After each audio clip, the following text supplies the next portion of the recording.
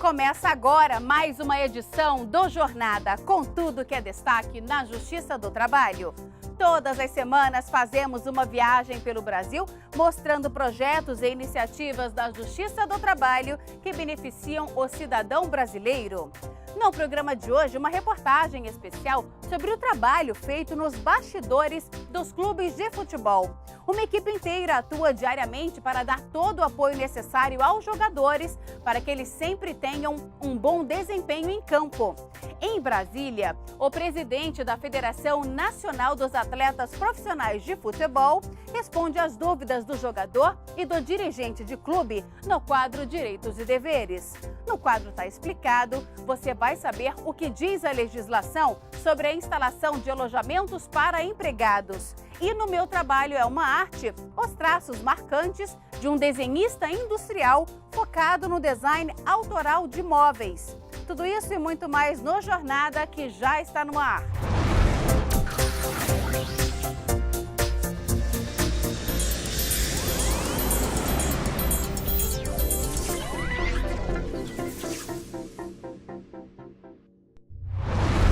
O futebol é uma paixão nacional e o talento dos atletas brasileiros no campo é reconhecido internacionalmente.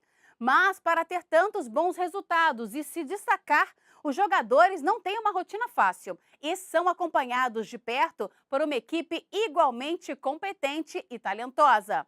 Na reportagem especial de hoje, você vai conferir como é o trabalho dos profissionais que atuam nos bastidores do futebol e que também são responsáveis pelos excelentes resultados obtidos em campo.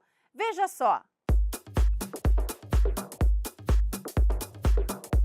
Treino pesado, alimentação regrada, rotina que exige muito do atleta. Quem acha que vida de jogador de futebol é fácil, se engana. É preciso disciplina para encarar tamanho desafio. Ser atleta não envolve só dentro do campo, envolve muitas coisas fora também, como se alimentar bem, descansar, treinar forte no dia a dia. Isso tudo envolve ser atleta para ter um bom rendimento dentro do campo. Por trás de todo atleta existe uma equipe inteira formada por profissionais de diversas áreas.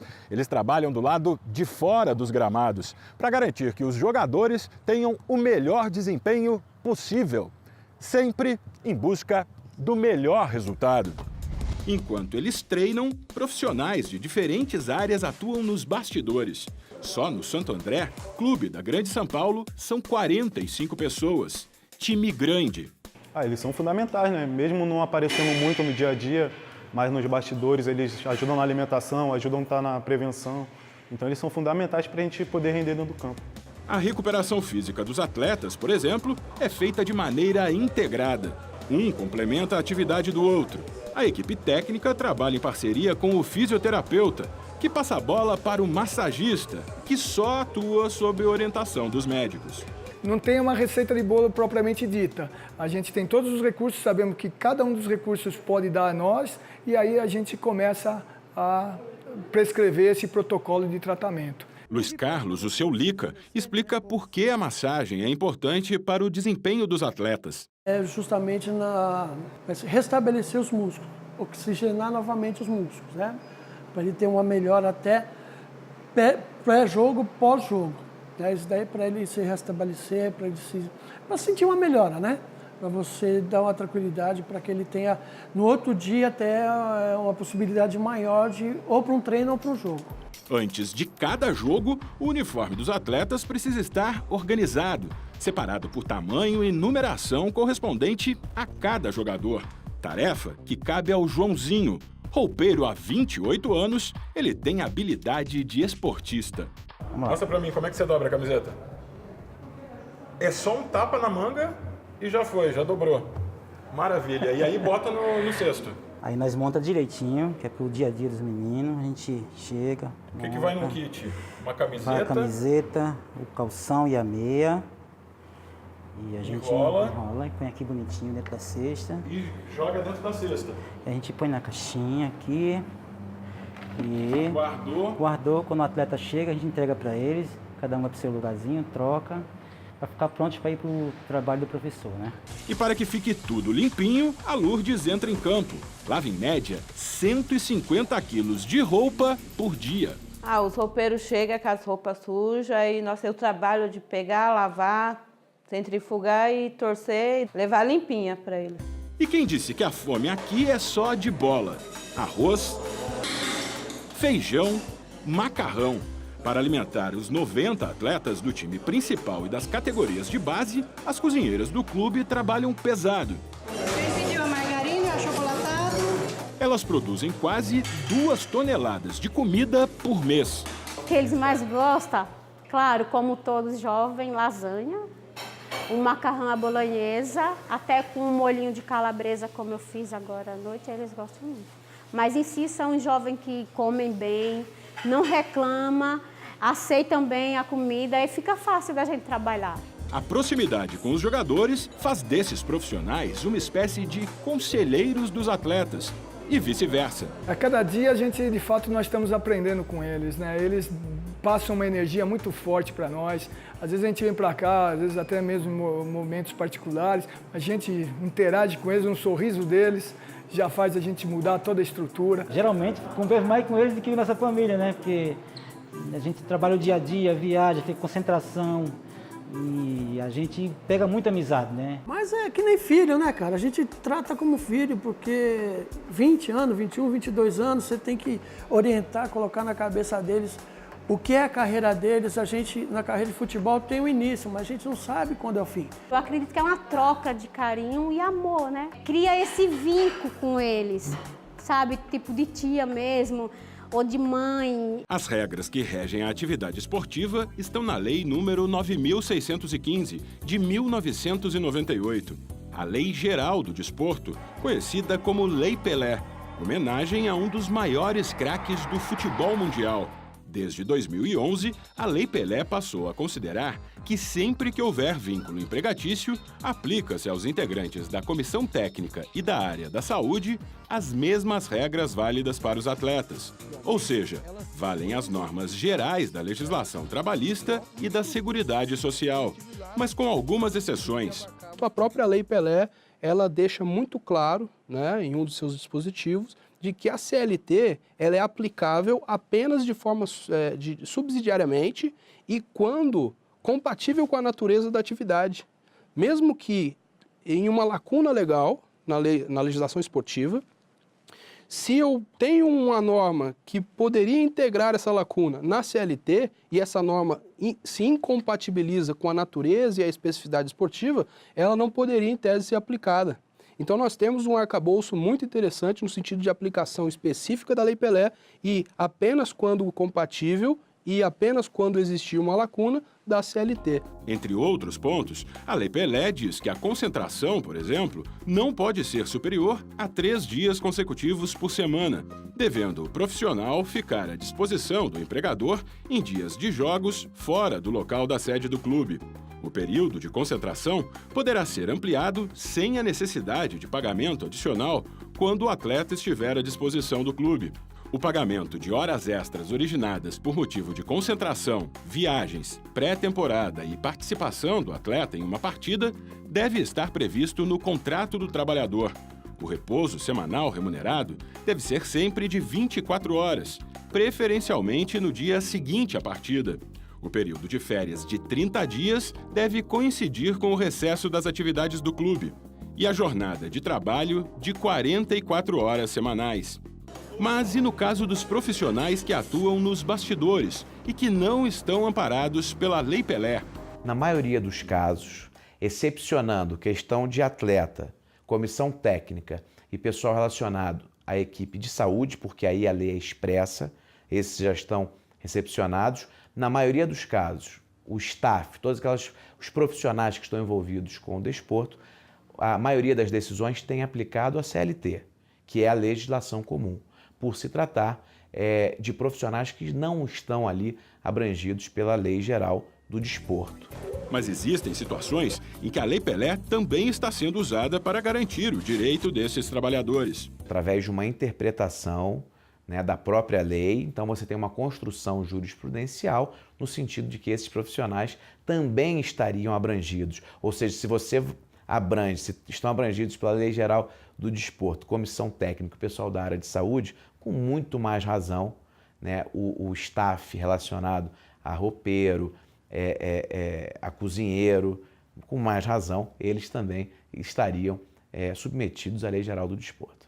A gente sabe que o sucesso dentro de campo depende de vários fatores. Dentre os vários fatores, as relações jurídicas obrigacionais existentes nos bastidores, no sentido de se observar cada um dos direitos e obrigações de todos aqueles que, direto ou indiretamente, fazem parte de um contexto maior, que é o espetáculo esportivo, que é a competição no esporte. Independentemente do cargo ou da profissão, o importante é fazer como a Lourdes. A senhora gosta do que faz? Amo, por isso que eu tô aqui 10 anos.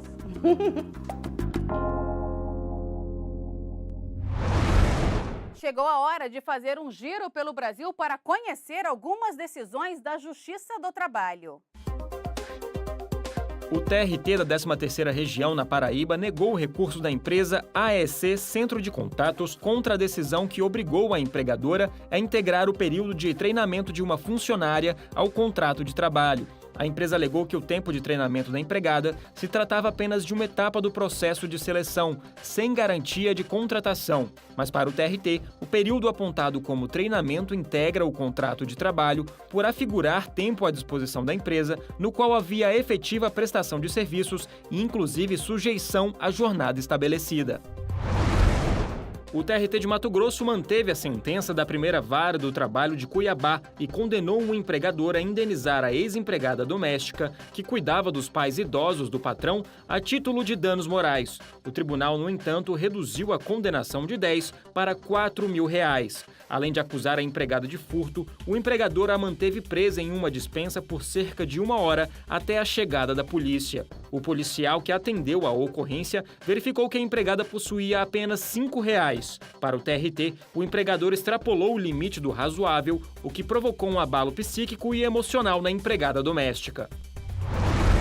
O TRT de Pernambuco reconheceu a terceirização ilícita e o vínculo de emprego de um ex-funcionário do call center Contax, diretamente com a tomadora dos serviços, o Banco Itaú Unibanco. Com isso, o empregado vai receber verbas trabalhistas, como diferença salarial, participação nos lucros e resultados, dentre outros títulos garantidos em normas coletivas dos bancários. Segundo o TRT, a jurisprudência majoritária, tanto dos tribunais regionais do trabalho como do Tribunal Superior do Trabalho, vem reconhecendo como atividade fim em bancos aquela relativa a cobranças, atendimento a clientes, oferta de cartões de crédito, empréstimos, investimentos e outros serviços, mesmo que por telefone. Daqui a pouco, no quadro Direitos e Deveres, o presidente da Federação Nacional dos Atletas Profissionais de Futebol responde às dúvidas do jogador e do dirigente de clube. E ainda hoje não está explicado o que a legislação determina quanto à instalação de alojamentos para os empregados. Nós voltamos em instantes.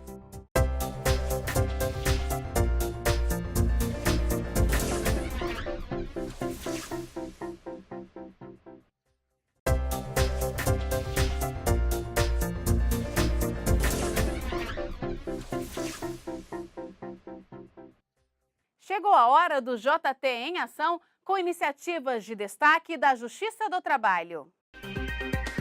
O ministro do Tribunal Superior do Trabalho, Valmir Oliveira da Costa, foi o convidado do TRT da 8ª Região para ministrar a palestra Reforma Trabalhista, Direito Intertemporal Processual e a Jurisprudência do TST.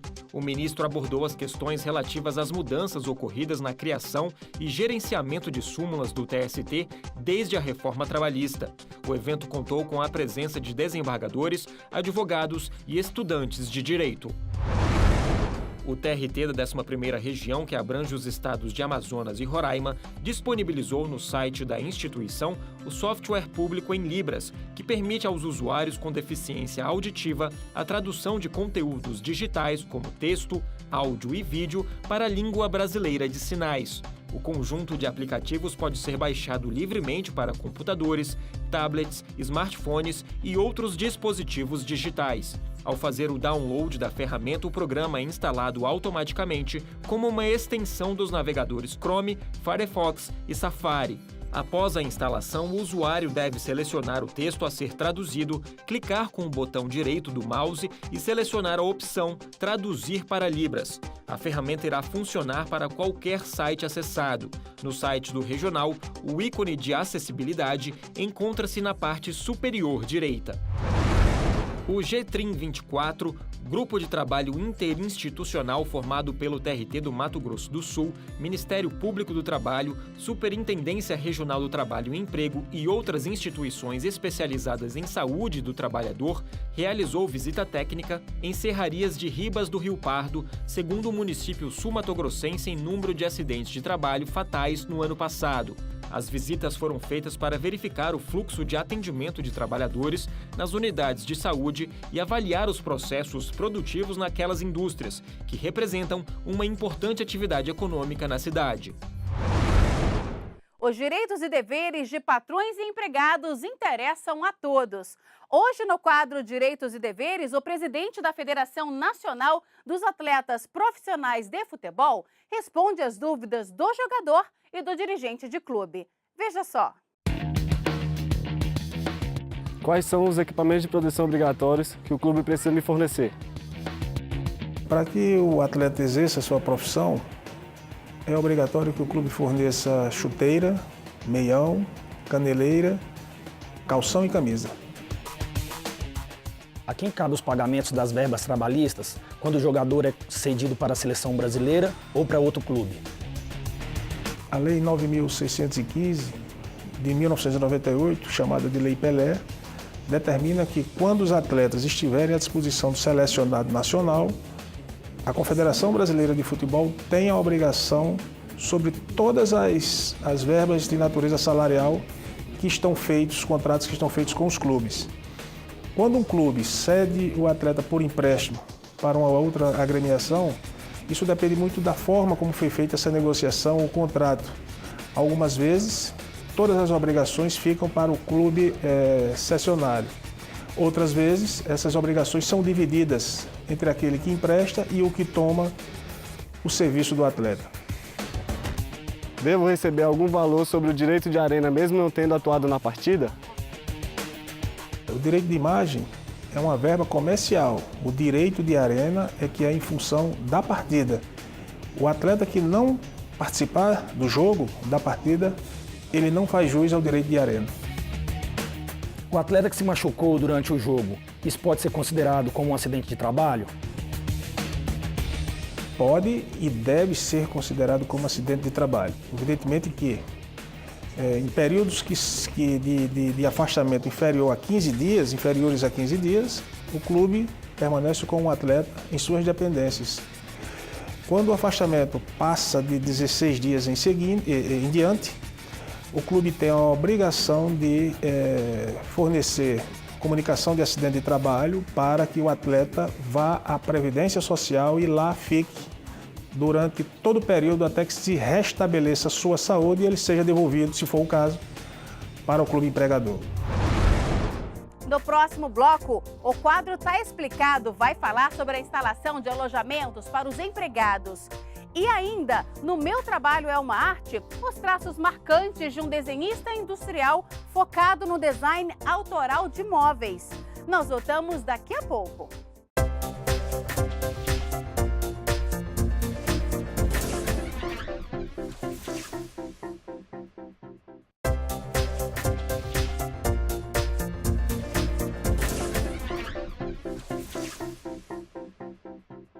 O alojamento é o lugar de descanso dos empregados, mas o que diz a legislação sobre o fornecimento desses espaços pelas empresas? É o que você vai saber no quadro Tá Explicado de hoje. Construir ou reformar um edifício não é uma tarefa fácil e demanda um certo tempo até o projeto sair do papel. A obra pode se prolongar por dias, meses ou até anos. Para facilitar o serviço, determinadas empresas, principalmente empreendimentos afastados dos centros urbanos, optam por fornecer o alojamento aos trabalhadores. E não é só na construção civil. Em outros ramos, o abrigo pode ser no meio do mar, como em uma plataforma de petróleo, ou perto da mata, no caso de usinas hidrelétricas. Longe de casa e perto do emprego, algumas regras precisam ser seguidas. A norma regulamentadora número 24 do Ministério do Trabalho prevê que o alojamento é o local destinado ao repouso dos operários. A capacidade máxima de cada dormitório é de 100 colaboradores. Já sobre as especificações técnicas e disposição dos ambientes, a norma estipula que os alojamentos devem ter um pavimento, podendo ter no máximo 2 pisos, quando a área disponível para construção for insuficiente. As paredes podem ser construídas em alvenaria de tijolo comum, concreto ou madeira. O local deve ter área de circulação interna nos dormitórios com largura mínima de 1 metro. As camas disponibilizadas devem ser de estrutura metálica ou madeira, desde que proporcionem perfeita rigidez. E para a prevenção de acidentes, a instalação de eletrodomésticos e o uso de fogões ou similares é proibida nos dormitórios do alojamento. Traços marcantes que se transformam em belas peças e que garantem a decoração moderna e clean de diversos ambientes. Eu estou falando dos móveis criados pelo desenhista industrial Acioli Félix. É o que você confere no quadro Meu Trabalho é uma Arte de hoje.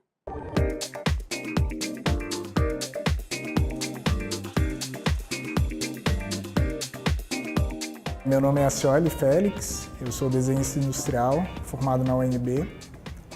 Formei em 2007 em design gráfico e design de produto e de lá para cá eu tenho desenvolvido um trabalho em várias áreas, tanto do mobiliário quanto do design de produto. Em 2012 eu comecei a fazer mobiliário, era uma área que eu gostava bastante, sempre gostei de desenhar, tinha uma pequena oficina em casa, montava os móveis para mim mesmo e comecei a fazer isso como profissão, né? Logo no meu primeiro ano que eu comecei a fazer, já recebi algumas propostas para expor fora do Brasil. Tive a oportunidade de expor os móveis em Paris, em Milão, em várias cidades do Brasil também. Participei de algumas feiras, ganhei alguns prêmios. E desse período até agora eu tenho trabalhado bastante na área de design de mobiliário. O processo criativo ele começa sempre no desenho, né? A gente está sendo influenciado o tempo todo por tudo que você enxerga, tudo que você vê durante o dia, você acaba sendo influenciado. Então, o fato de a gente estar em Brasília, a arquitetura de Brasília, as viagens que a gente faz, eu gosto muito de viajar e essas viagens acabam também te mostrando outras culturas, outras formas de ver os objetos. Tudo isso é transformado em desenho e do desenho eu passo por um processo de criação no computador, no 3D, e isso vai para uma fábrica. Então o processo todo é industrializado, eu tenho parceiros, tenho fornecedores, tanto da parte metal, marcenaria, serralheria, tem alguns trabalhos com vidro, acrílico e eu junto todos esses profissionais para realizar um móvel. Vou destacar o Banco Alvorada, é uma das principais peças hoje mais reconhecidas. O Banco Alvorada ele surgiu logo no início, quando eu estava ainda buscando uma identidade nos produtos e me foi feita uma proposta, até pelo Sebrae, que estava me ajudando bastante no início a formar a empresa, a entender. Eles me propuseram que fizesse um móvel inspirado em Brasília, né? E eu sentei, realmente fiz vários desenhos e dessa proposta, desse pedido deles, surgiu uma linha inteira de móveis, né? Inspirados tanto nas obras do Oscar Niemeyer, Atos Bucão, tem a cadeira Atos, tem o próprio Banco Alvorada e ele acabou se tornando um ícone, né? Assim, do meu trabalho, as pessoas reconhecem bastante. E é um móvel de metal e madeira maciça. Eu uso o metal cortado com um processo a laser misturado com uma marcenaria bem tradicional. O design autoral, ele é uma peça feita de uma forma mais artesanal, um processo mais demorado, então acaba sendo realmente uma peça um pouco mais cara. Eu considero que o trabalho é uma arte, ele é o fruto de uma inspiração e traduzido em uma peça que além de um mobiliário, hoje as pessoas consideram uma obra de arte.